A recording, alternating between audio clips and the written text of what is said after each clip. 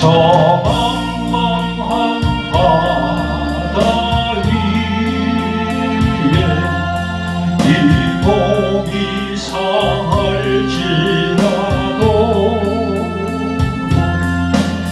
오늘은 이거이는 즐거운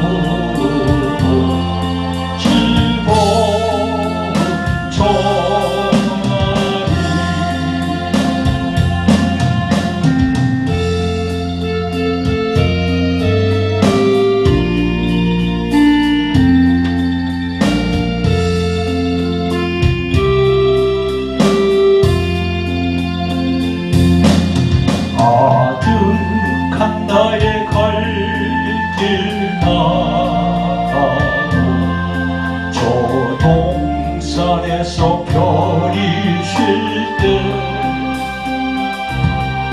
내 고생하는 모든 일들을 주께서 아시니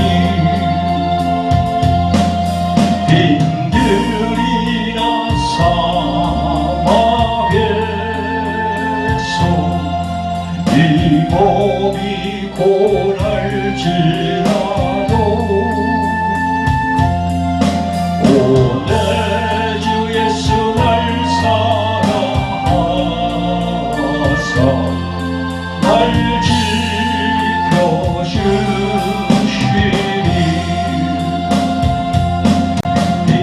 빈들이나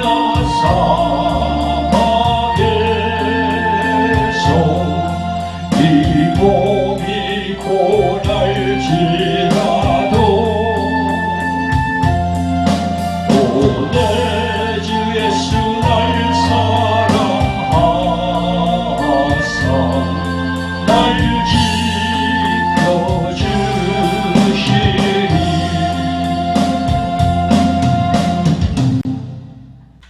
네, 오늘 말씀을 전갈 건데요. 네, 하나님의 말씀은 참 중요하죠, 그죠? 그래서 찬송가 235장 달고 오묘한 그 말씀 또 하나님께 올리겠습니다.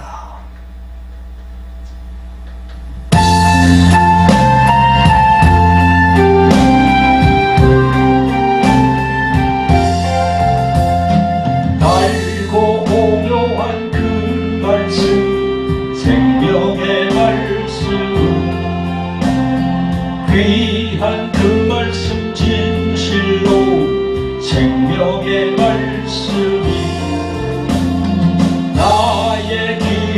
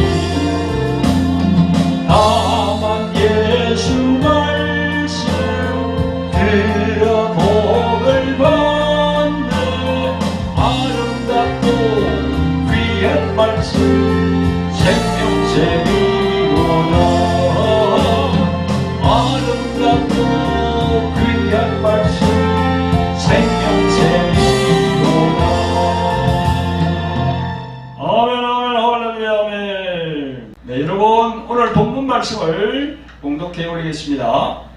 오늘의 말씀은 열왕기하 22장 8절부터 11절까지, 요엘서 2장 12절부터 13절까지 두 곳입니다.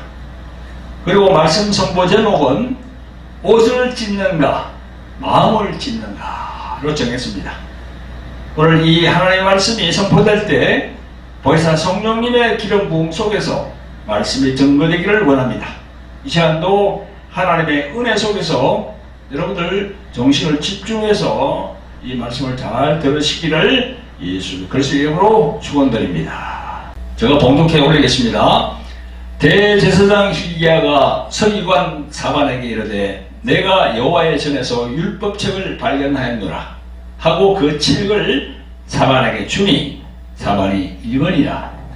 서기관 사반이 왕에게 돌아가서 복병하여 가로되 왕의 신복들이 전에 있던 돈을 쏟아 여호와의 전 역사 감독자의 손에 붙였나이다 하고 또 왕에게 고하여 가로되 제사장 히기야가 내게 책을 주되이다 하고 왕의 앞에서 읽음에 왕이 율법책의 말을 듣자 곧 그 옷을 찢으니라.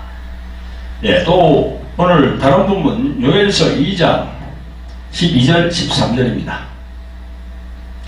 여호와의 말씀에 너희는 이제라도 금식하며 울며 애통하고 마음을 다하여 내게로 돌아오라 하셨나니 너희는 옷을 찢지 말고 마음을 찢고 너희 하나님 여호와께로 돌아올지어다. 그는 은혜로우시며 자비로우시며 노하기를 더디하시며 인애가 크시사 뜻을 돌이켜 재앙을 내리지 아니하시나니. 아멘. 오늘 봉독한 이 두 곳의 말씀에 의지하여 옷을 찢는가 마음을 찢는가 라는 일을 나누도록 하겠습니다. 할렐루야. 사랑하는 성도 여러분, 그리고 오늘도 동영상을 시청하시는 구독자 여러분 반갑습니다. 오늘 우리들이 읽은 본문에 잘 나와 있는 대로 왕이나 선지자가 충격적인 소식을 들었을 때 그 했던 행동들이 있습니다. 그것은 바로 옷을 찢는 행동이었습니다. 옷을 찢는다는 것은 단순한 감정 표현이 아닙니다. 그것은 하나님 앞에서의 통회, 수치, 절망, 회개의 상징이었습니다. 구약성경 곳곳에서 옷을 찢는다라는 기록이 있는데요. 왕이 그랬고 선지자가 그랬고 또 제사장도 그랬고 또 장군들도 그렇게 했습니다. 열왕기 19장에 보면요, 히스기야 왕이 나옵니다. 그 아수르 제국의 위협이 다가오자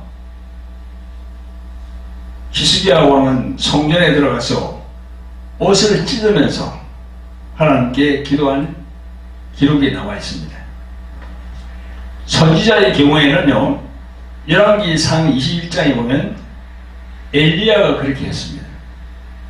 또 에스라 9장에 보면 에스라 제사장이 그렇게 또 했습니다. 장군 같은 경우에는 보면은 여호수아 7장에 보면 잘 나와 있습니다. 그 아이성, 조그만 아이성을 함락하기 위해서 그렇게 했는데 결국은 아이성을 함락시키지 못하고 패배했습니다. 그래서 성경에 보면은 여호수아가 자기 옷을 찢고 여호와의 궤 앞에서 땅에 엎드려 하나님께 이렇게 고했다고 성경은 기록하고 있습니다. 그러면 옷을 찢는다는 그 의미는 뭔가요? 우리가 한번 살펴볼 필요가 있습니다.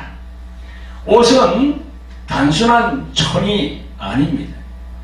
옷은 고대 사회에서는 그 옷은 그 사람의 정체성을 말한다고 하겠습니다. 현대 사회에서도 옷 차림새에 따라서 그 사람을 또 직업이나 여러 이런 걸로 판단을 합니다. 고대 사회도 마찬가지입니다. 고대 사회의 왕은 그 왕권을 나타냅니다. 그리고 제사장의 옷은 거룩을 나타내기도 하고 또 선지자의 옷은 사명을 나타내는 것이라고 볼 수 있습니다. 오늘날로 말하면 직함, 명함, 사회적 체면, 그리고 내가 나를 지탱해 주는 그 모든 것을 그 옷이라고 할 수 있죠. 그죠? 그래서 옷을 찢는다라는 것은 그 안에 큰 의미가 들어있어요. 나는 더 이상 나 자신을 붙들 수 없습니다. 내가 의지하던 모든 것이 다 무너졌습니다. 절망입니다. 그럴 때 이 표현하는 것이 바로 옷을 찢는 겁니다. 그래서 성경에 보면 옷을 찢고 또 옷을 찢고 이제 그 위에는 베옷을 입죠. 그리고 머리를 풀고 또 머리에 막 그냥 재를 이렇게 부리고 그렇게 한 기사가 성경에 보면 잘 나와 있습니다. 그런데 여러분 오늘 우리가 읽은 이 두 본문을 보면은 상반되는 면이 있습니다. 한 본문은 요시야 왕이 옷을 찢었다고 그렇게 나와 있습니다. 그런데 다른 본문을 보면 하나님께서 요엘 선지자를 통해서 옷을 찢지 말고 마음을 찢어라 라고 하십니다. 여기에서 우리는 외적으로 행동으로 보이는 행위와 내적인 마음의 상태가 어떠한가를 가늠해 볼 수 있는 겁니다. 여러분 그러면 첫째로 요시야 왕이 그 하나님의 말씀 앞에서 옷을 찢었다는 것, 행동으로 보였다는 것, 그에 대해서 우리가 한번 또 은혜를 받아보겠습니다. 오늘 본문 열왕기하 22장을 읽어보게 되면 이런 상황이 나옵니다. 유다 왕 요시야 때 일인데요, 여호와의 성전을 수리하다가 잃어버렸던 율법책을 대제사장이던 hil기야가 발견하게 됩니다. 그래서 그 율법책이 왕에게 전해졌고 그 율법책에 있는 말씀을 듣고 보게 되었습니다. 그때 왕이 어떤 반응이었습니까? 왕이 자기 옷을 찢느니라 이렇게 기록되어 있습니다. 왜 요시야 왕이 옷을 찢었을까요? 그것은 그 율법책을 통해 말씀을 들어보니 자기 조상들과 나라가 하나님의 말씀을 떠났다는 사실을 깨달았던 것입니다. 그래서 여기서 중요한 것이 있는데 그것은 율법의 발견이, 말씀의 발견이 곧 영적 각성으로 이어졌다는 겁니다. 말씀을 듣고 말씀을 깨달을 때 영적 각성이 일어나는 겁니다. 회개가 일어나는 겁니다. 지금도 마찬가지입니다. 하나님의 말씀을 가까이 해보면요, 영적 각성이 일어나게 되어 있습니다. 하나님의 말씀은 늘 있었지만 읽혀지지 않았고 그 말씀에 순종하지 않았고 또 그 말씀을 가지고 적용도 하지 않았던 것입니다. 우리가 현재를 살고 있는 우리들도 마찬가지입니다. 하나님의 말씀은 있지만 이 말씀이 나에게 적용이 안 되면은 이와 같은 겁니다.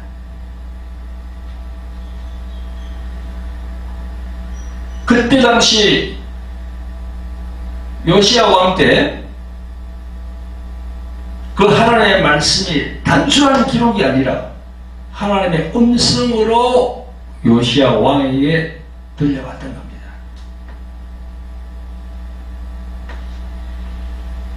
그래서 요시야 왕이 옷을 찢는 거예요. 옷을 찢는다는 것은 바로 조금 전에 제가 말씀드렸죠. 회개, 영적 각성이 이루어진다는 겁니다. 이게 바로 요시야 왕이 영적인 지도자다, 이렇게 우리가 생각할 수 있습니다. 성도 여러분, 구독자 여러분, 여기에서 우리는 구약 성경 속으로 한번 들어갈 필요가 있습니다. 여러분도 성경을 많이 읽고 또 성경을 통해서 많이 이렇게 정보를 접했겠지만, 구약 성경을 읽어보면요, 열왕기에 대한 성경 내용이 있습니다. 열왕기라는 것은요, 왕들의 기록입니다. 왕들. 영어 성경을 보면요, 그냥 kings로 되어 있어요. 왕들, 이렇게 되어 있습니다. 왕들이 행한 모든 기록들이 나와 있는 거예요. 그게 누구에 대한? 이스라엘에 대한 왕, 유다에 대한 왕, 그렇게 나와 있거든요. 그래서 열왕기 상은 이스라엘 왕에 대해서 쫙 나와 있습니다. 열왕기 하는 유다 왕에 대해서 그렇게 나와 있습니다. 역대 왕들의 기록이 쫙 그렇게 되어 있습니다. 성경을 조금이라도 읽어본 분들은 다 알죠. 그래서 열왕기 상은 북왕국 이스라엘에 대해서 쫙 이렇게 기록이 되어 있습니다.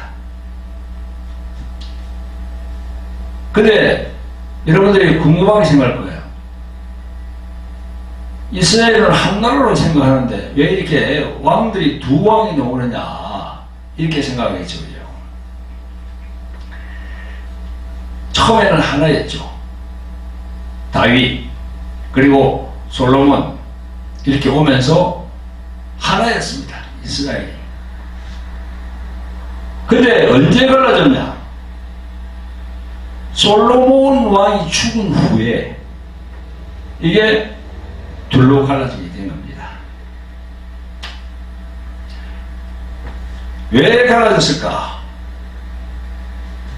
첫째로 말이죠, 이 과중한 세금 그리고 강제 노동, 그것 때문에 이 솔로몬 시대에 성전과 궁전 건축을 위해서 이 세금을 많이 거두고 또 노역으로 이 백성들이 많이 피폐되어 있었습니다.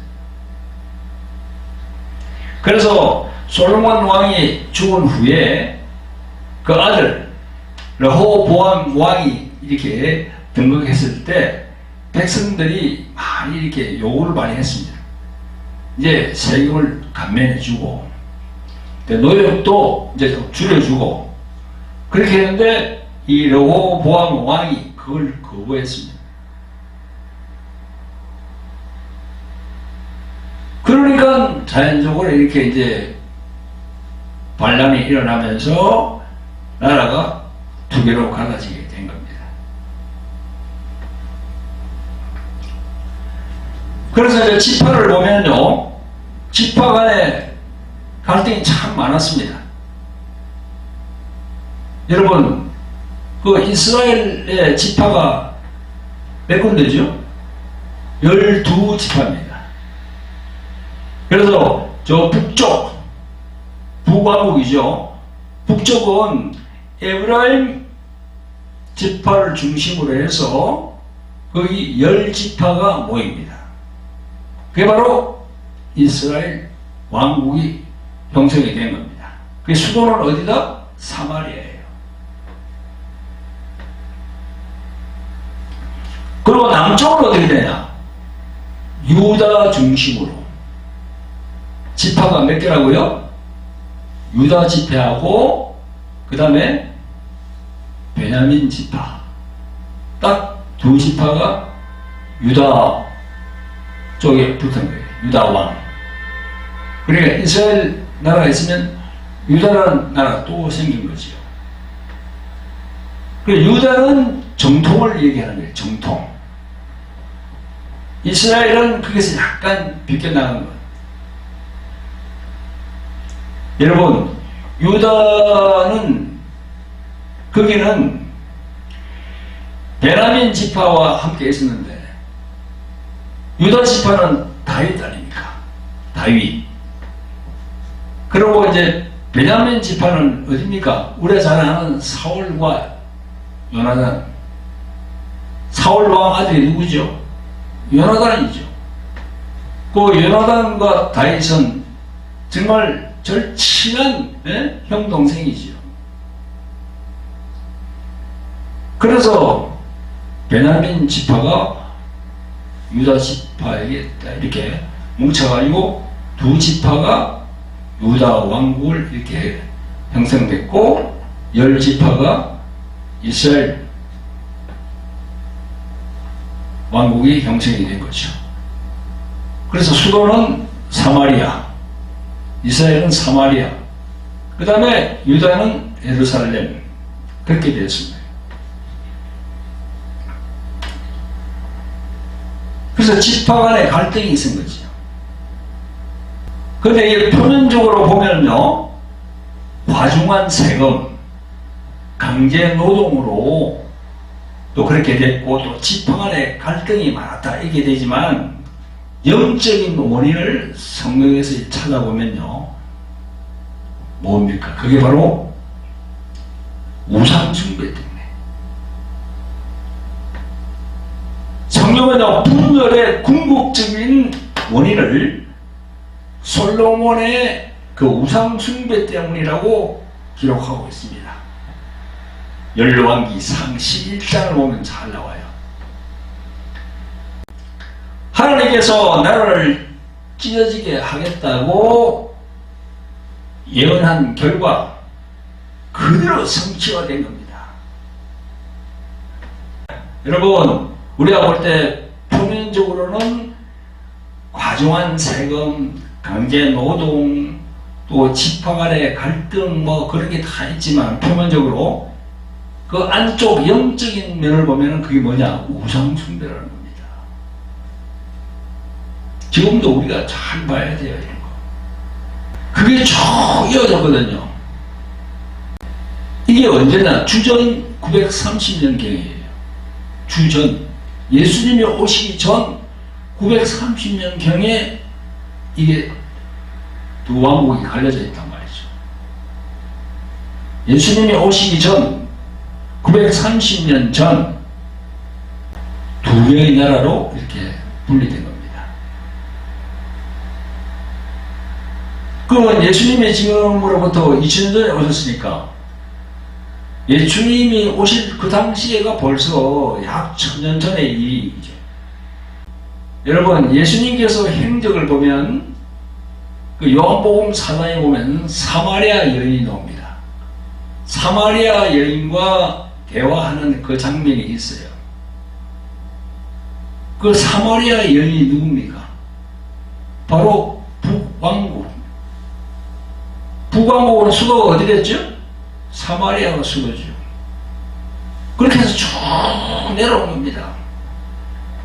지금도 사마리아에 있어요, 지금. 요한복음 4장을 보겠습니다. 여러분, 요한복음 4장을 보면은 그 사마리아 여인과 예수님이 그 운물가에서 대화하시는 그 장면이 나와 있습니다. 제가 한번 읽어보겠습니다. 요한복음 4장 19절부터 여자가 가로되 주여 내가 보니 선지자로소이다. 우리 조상들은 이 산에서 예배하였는데 당신들의 말은 예배할 곳이 예루살렘에 있다 하더이다. 예수께서 가라사대 여자여 내 말을 믿으라. 이 산에서도 말고 예루살렘에서도 말고 너희가 아버지께 예배할 때가 이르리라. 너희는 알지 못하는 것을 예배하고 우리는 아는 것을 예배하노니 이는 구원이 유대인에게서 남이니라. 아버지께 참으로 예배하는 자들은 신령과 진정으로 예배할 때가 오나니 곧 이때라. 아버지께서는 이렇게 자기에게 예배하는 자들을 찾으시느니라. 하나님은 영이시니 예배하는 자가 신령과 진정으로 예배할지니라. 아멘. 네, 이런 내용을 보면은 여기 나오는 사마리아 여인, 그 사람이 족보를 쭉 올라가면은 사마리아계예요. 예수님 당시 지금으로부터 2000년 전에 예수님이 초림하였을 그때까지도 그렇게 이어졌어요. 여러분, 북왕국 이스라엘은 아수르 제국에게 멸망당했습니다. 그게 바로 BC 722년입니다. 주전 722년이라는 것이죠. 그리고 또 남왕국 유다는 바벨론 제국에게 멸망당했습니다.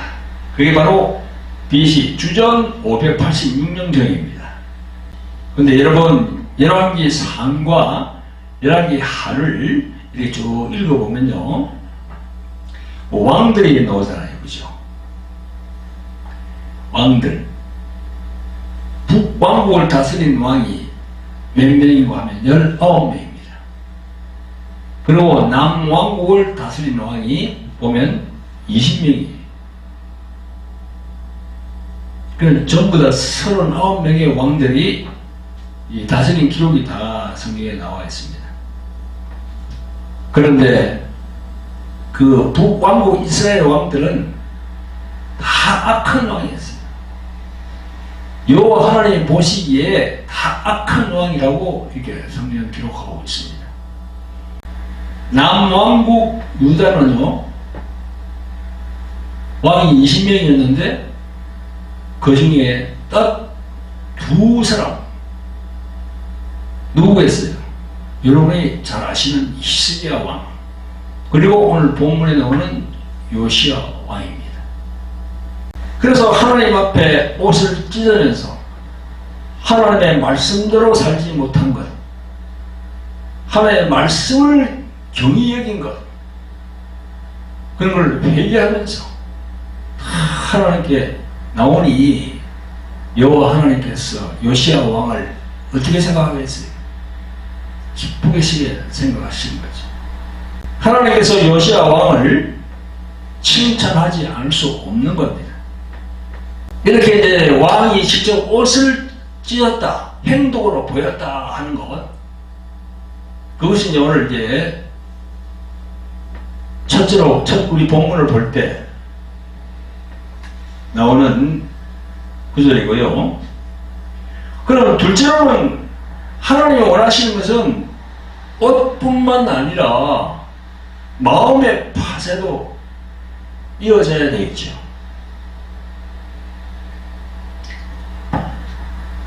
하나님께서 기뻐하셨던 회개하는 지도자의 모습과는 달리 시간이 흐르면서 사람들은 옷을 찢는 행위를 형식적으로 또는 보여주기 식으로 그렇게 만들었습니다.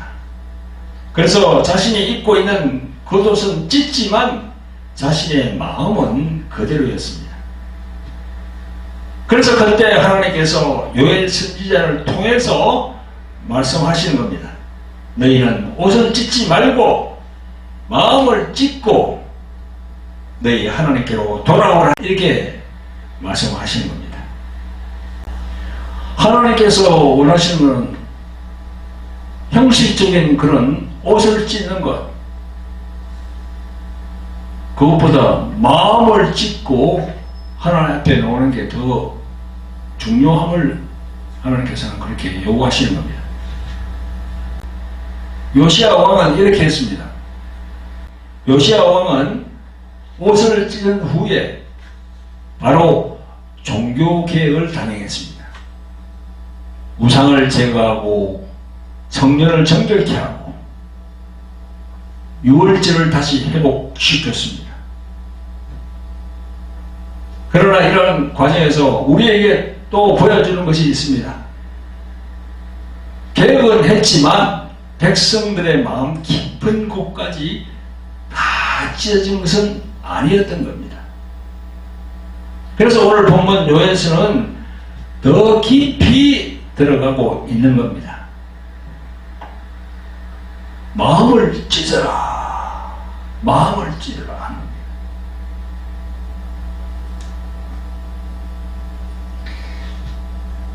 오늘 요엘서 2장 후반 28절로 가보면 잘 나와 있습니다.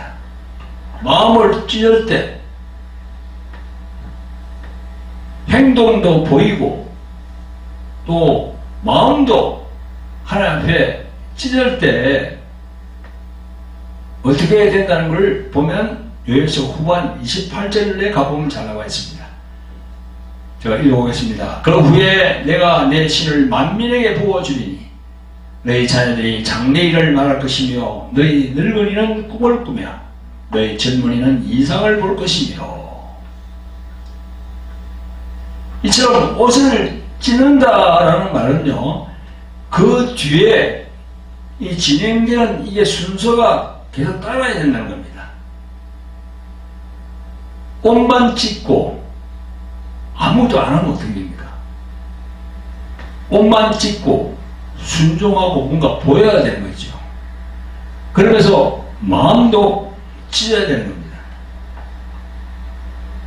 그게 바로 회개로 이어지고 다시 돌아온다는 것이고, 이럴 때 성령의 기름 부으심이 있다는 겁니다. 정리를 해보면 우리들의 겉옷을 찢는다는 것은요, 개혁을 낳게 되지만 그보다 더 중요한 신령의 파쇄는 실질적인 개인의 부흥으로 이어지고, 더 나아가서 우리들 공동체라고 할 수 있는 교회가 부흥하게 된다는 겁니다. 이런 순서를 거치는 거예요. 사랑하는 성도 여러분, 이 방송을 보시는 구독자 여러분, 지금 이 시대를 살고 있는 우리들은 어떤 상태의 신앙을 가지고 있나요? 나를 포함한 우리 모두가 다시 한번 생각해 보아야 할 시간입니다. 흔히들 그런 얘기 많이 하죠. 어떤 일을 하다 보면 매너리즘에 빠진다고. 이 신앙생활도 마찬가지인 것 같습니다. 첫째로 교회는 나와서 예배를 드리지만 마음은 찢지 않습니다. 그래서 교회는 나오지만 자신의 자아는 그대로 있는 거예요. 자기 부인을 해야 되거든요. 자기 부인. 또 눈물은 흘리지만 자신의 삶은 변하지 않습니다. 그래서 이것을 종합해보면 형식은 있으나 예배는 드리고, 형식은 있으나 회개는 없고, 눈물은 있는데 변화는 없고, 예배는 드리는데 순종은 없다는 겁니다. 이 시대를 살고 있는 나를 포함한 우리 모두가 한번 다시 생각을 해봐야 됩니다. 하나님께서 오늘 요엘 선지자를 통해서 너희들은 옷을 찢지 말고 마음을 찢으라 라고 하시는 말씀을 우리가 다시 한번 생각해야 됩니다. 그 마음을 찢는다는 것은 구체적으로 무엇입니까? 말씀 앞에서 내가 변명하지 않는 거야. 이래서 못했습니다. 저래서 못했습니다. 그거 변명하지 않는 겁니다.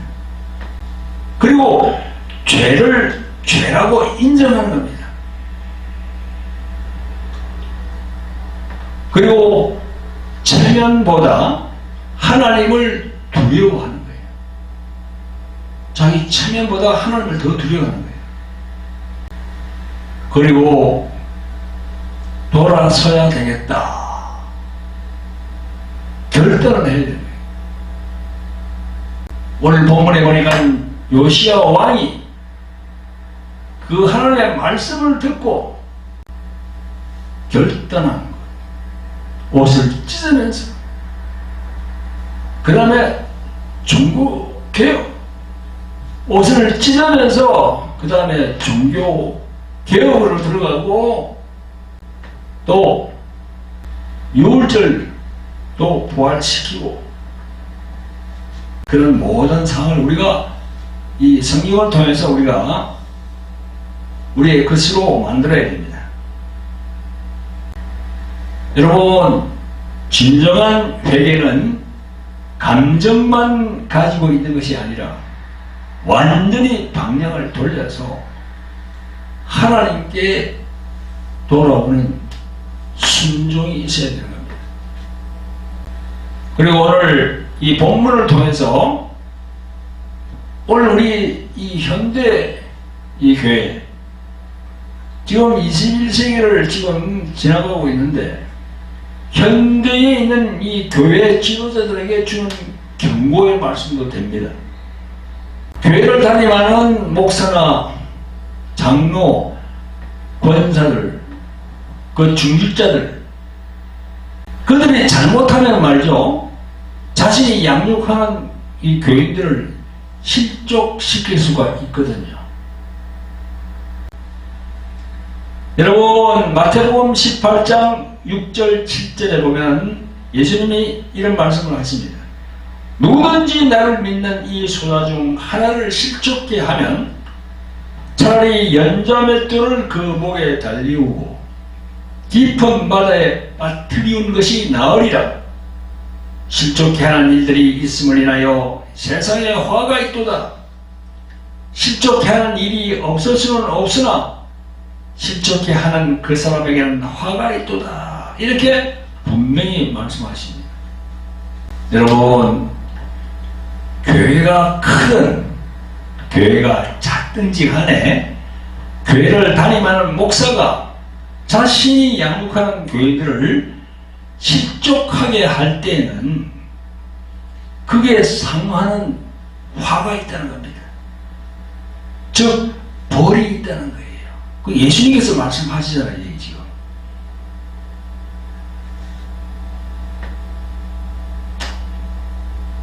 그래서 이 구약 성경에 나와 있는 요시야 왕처럼 영적 지도자가 먼저 하나님 앞에 엎드려서 회개해야 되는 겁니다. 자신의 삶을 돌아보고, 나뿐만 아니라 이 방송을 보는 목사님, 장로님, 권사님들도 다 그렇게 회개를 하셔야 된다는 겁니다. 요시야 왕처럼. 여러분, 교회를 이끌어가는 지도자가 먼저 마음이 찢어져야 그 공동체가 살아나는 겁니다.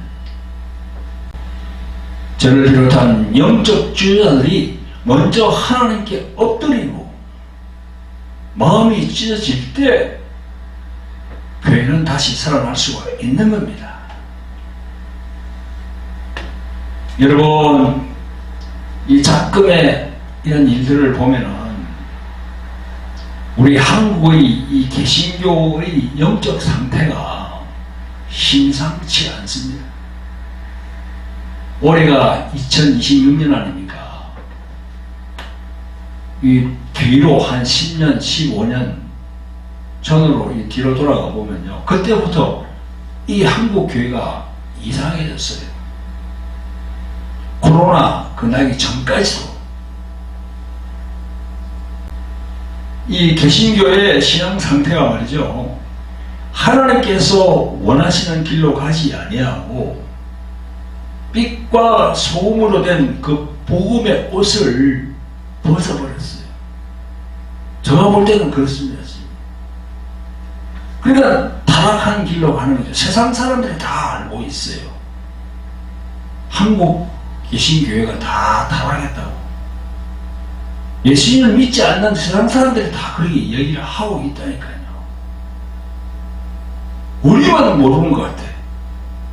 우리만 우물개구리같이 그 사실을 모르고 있는 것 같아요.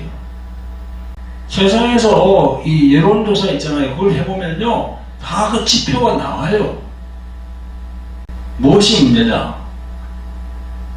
예수님이 요구하시는 그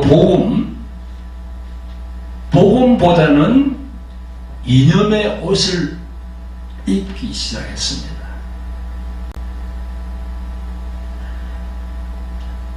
십자가보다는 뭐 보수다, 진보다 이런 진영 논리의 옷을 입기 시작했어요.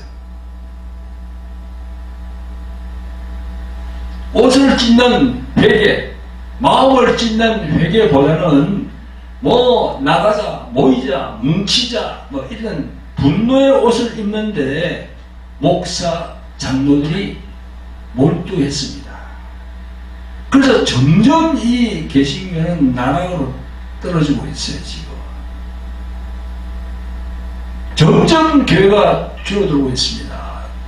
점점 교회가 이 교회의 교인 숫자가 줄어들고 있어요. 그러면 전도가 안 되는 거예요. 그래서 지금 제가 볼 때는요, 이 교회를 이끌어가는 목사, 장로, 중직자들이 정신을 차리고 회개하고 하나님 말씀 앞에서 회개하고 마음을 찢을 시기가 지금이 아닌가 그렇게 생각이 됩니다. 저도 나이가 지금 이제 80이 3년이면 80입니다. 저거 어떻게 하겠어요? 이 방송을 통해서라도 자꾸 생각을 그렇게 하도록 회개하고 바로 돌아서도록 자꾸 방송을라도 말씀을 전해야죠. 여러분, 물론 교회도 세상에 속해 있으니까 정치적인 의견을 가질 수는 있지요. 그러나 복음보다 더 우선되는 건 없어요. 복음이라는 게 뭡니까? 기쁜 소식 아닙니까? 그게 바로 예수님의 마음이거든요. 그 마음은 바로 세상에서의 빛과 소금의 역할입니다. 빛은 싸우는 것이 아니고 그냥 비추는 거예요. 소금은 뭡니까? 소리 지르지 않고도 썩은 곳을 정화시키고 신선하게 만드는 역할을 하는 거예요. 참, 왜 이 개신교가 그렇게 됐는지 모르겠어. 뭐 전땡땡, 손땡땡 그런 사람들이 하는 집회에 막 그냥 사람들이 완전히 홀린 것 같아요. 그 심리학자 칼 융이라는 사람이 이런 얘기를 했죠. 집단적 무의식 세계가 있다고. 집단으로 이렇게 완전히 체면에 걸린다는 겁니다. 체면에. 그러니까 영분별을 못하는 거지. 사탄이 우리 머리를 잡고 있잖아요. 여러분, 사탄 마귀가 지금 우리 눈에 보입니까? 눈에 보이질 않습니다. 근데 그네들이 딱 잡고 있는 것이 뭐다? 우리 인간의 머리, 생각을 잡고 있어요. 생각.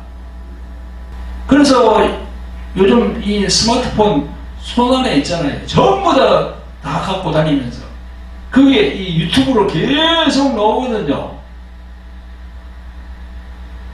이걸 영분별해야 된다고. 이 지금 우리 신자들은요, 목사들, 장로들, 권사들은 분별해야 돼요. 제일 분별할 수 있는 게 뭡니까? 예수님의 말씀. 예수님의 말씀과 대비해 보라고요. 예수님의 말씀에 이렇게 하는 것, 그건 다 사탄이 그렇게 이끌어가도록 이렇게 유도하는 거야. 이 예수님이 뭐 2000년 전에 그 정치적으로 이념으로 막 그렇게 했습니까? 그걸 배제했습니다. 성경에 보면 다 나와 있어요. 교회도 세상 속에 있으니 정치적 의견을 가질 수 있고 어떤 진영에 속할 수는 있으나 오늘 본문에 나와 있는 이 옷을 찢는다라는 것을 대비해 볼 때 너희 정치 성향을 버리라. 그런 건 아니야.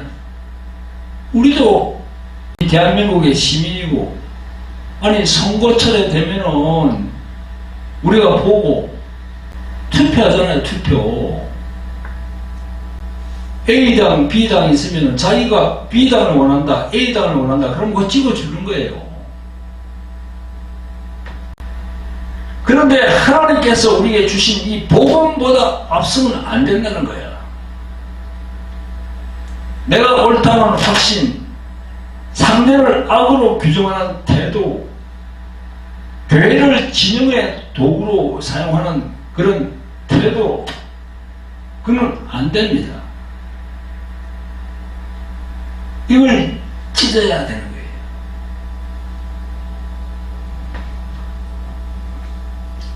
여러분, 우리는 신약시대에 살고 있고 성령님의 인도로 신앙생활을 하고 있기에 더 이상 우리는 옷을 찢지 않습니다. 왜냐고요? 더 이상 우리는 옷을 찢지 않아요.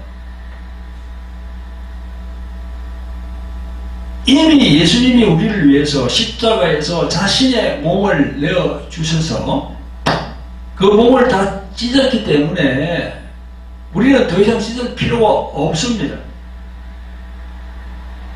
대신 무엇을 찢어야 합니까? 대신 무엇을 찢어야 되죠? 우리들의 마음을 찢어야 돼요. 회개하는 마음이 있어야 돼요. 예수님의 피 흘리신 그 십자가 앞에서 나의 자존심이 찢어지고 나의 교만이 찢어지고 나의 욕심이 찢어지고 나의 정치 성향이 찢어지고 나의 뭐 보수다 진보다 진영 논리가 찢어질 때 하나님은 그걸 기쁘시게 생각합니다. 너가 정말 돌아왔구나. 너가 정말 마음에 요시야 왕처럼 개혁을 하고 있구나. 그렇게 하나님은 보시는 거죠. 할렐루야. 오늘 본문 요에서 2장을 보면은 하나님의 약속의 말씀은 오늘도 유효한 말씀입니다. 너희는 마음을 찢고 돌아오라. 그는 은혜로우시며 자비로우시며 노하기를 더디하시며 인애가 크십니다. 아멘. 마무리 말씀을 드리면 오늘 살고 있는 우리들 교회가 옷만 찢는 교회가 아니라 마음이 찢어지는 교회가 되기를 원합니다. 지금 한국 개신교회 다수 목사들이 온통 나라를 쑥대밭으로 만들고 예수님 전도가 안 되게 하고 세상에서 그리스도인들의 수준을 천박하게 만들고 세상의 빛과 소금이 되기는커녕 손가락질 당하고 혐오 수준으로 개신교를 만들어버리는 이런 상들은 예수님의 마음을 아프게 하고 있어요. 그래서 정말 옷만 찢을 것이 아니라 진실로 마음을 하나님 앞에서 찢을 때가 왔습니다. 회개하는 마음이 있어야 돼요. 말만 그렇게 하지 말고 회개하는 마음. 옷을 찢는가 마음을 찢는가. 하나님은 늘 우리의 중심을 보시는 분이심을 명심해야 할 것입니다. 또한 제가 조금 전에 말씀드린 마태복음 18장 6절부터 7절 사이에 있는 그 말씀, 교인들을 실족해 하는 목사와 장로들에게 연자 맷돌을 목에 매게 하여서 깊은 바다에 던져 넣는다라는 그 경고의 말씀을 꼭 기억해야 됩니다. 그런 정치적인 집회, 진보다 뭐 보수다 이런 집회 나가고 그냥 유튜브를 보고 뭐 거기다가 쓸데없는 그냥 뭐 돈을 보내고 뭐 슈퍼챗이라 하더라고요. 그런 거 보내고 하는 그런 사람들 회개해야 됩니다. 마음을 찢고 하나님께 돌아와야 됩니다. 경고의 말씀을 경히 여기지 마시기를 예수님의 이름으로 축원드립니다. 기도하겠습니다. 사랑과 긍휼이 풍성하신 아버지 하나님, 오늘 귀하고 복된 주일을 허락하여 주셔서 성전에서 예배드리게 하심을 감사를 드립니다. 오늘 옷을 찢는가 마음을 찢는가라는 주제로 하나님의 말씀을 전거하였습니다. 열왕기하 22장에 있는 요시야 왕이 율법책을 발견하고 그 율법책의 말씀을 들었을 때 그 말씀대로 살지 못한 것을 두고 옷을 찢으며 하나님 앞에 나아감을 알게 되었고, 요엘서 2장에서는 또 외향적인 모습에서 더 나아가 마음을 찢어라 라는 말씀으로 은혜를 받았습니다. 2026년 현재를 살고 있는 우리들 장로 목사들과 신자들이 세상에서 빛과 소금이 되지 못하고 정치적, 이념적, 그리고 또 탐욕적으로 포장된 옷을 입고 하나님이 원치 아니하는 길로 가고 있는 이 상황에서 우리 모두가 마음의 옷을 찢고 신앙을 회복하여 진실로 세상의 빛과 소금의 역할을 할 수 있도록 성령님께서 우리를 도와주시고 일깨워 주시기를 간절히 원하옵나이다. 이 모든 말씀 우리를 구원하신 예수 그리스도의 이름으로 감사하며 기도합니다. 아멘. 네, 여러분 책 광고가 있습니다. 여기 돌하리 영의 전쟁 그리고 십자가의 생명을 가졌는가 하는 이 두 권의 책을 여러분들에게 소개합니다. 제가 이렇게 집필한 책인데요. 여러분들 이 방송을 보시는 분 중에서 마음에 어떤 그런 힘든 부분이 있으면은 이 돌항아리 영적 전쟁, 힘든 부분이 계신 분, 마음에 힘든 부분이 계신 분이 있으면은 여기 돌항아리 영의 전쟁이라는 책을 여러분들에게 소개합니다. 이 책을 구입해서 읽어보시면은 해결책이 분명히 이 책 안에 있습니다. 그리고 아울러서 이 십자가의 생명을 가졌는가, 이 십자가의 생명이라는 것은 바로 우리 영혼을 말합니다. 영혼. 그걸 우리 헬라말로 말하면 조회라고 합니다. 우리 목숨과 생명은 달라요. 이 목숨은 우리 육신에 있는 이 목숨, 살아있는 목숨, 이걸 목숨이고, 영의 생명은 바로 영의 생명과 목숨은 다르거든요. 그래서 생명과 목숨은 다릅니다. 그 생명이라는 것은 성경적인 생명은 바로 조회, 영혼의 생명을 말하는 겁니다. 그래서 이 두 권을 여러분들에게 소개하니까 이 방송을 보시는 분들은 밑에 연락처가 있습니다. 그곳으로 연락하면 저희들이 보내드리도록 하겠습니다. 그리고 여러분 선교 후원 안내입니다.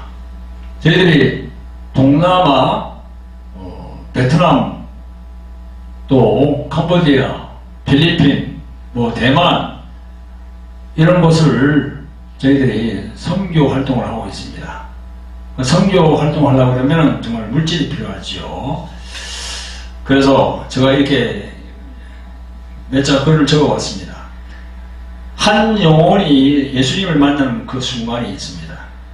근데 그 순간을 이렇게 이루어내기 위해서 그 뒤에는요, 누군가의 줄기찬 기도와 헌신이 있습니다. 하나님을 모르고 예수님의 십자가의 사랑을 모르고 죽어가는 영혼을 위해서도 또 선교하는 것도 마찬가지입니다. 선교는 특별한 사람만이 하는 그런 사명이 아닙니다. 예수님을 믿는 우리 모두의 사명이고 책임입니다.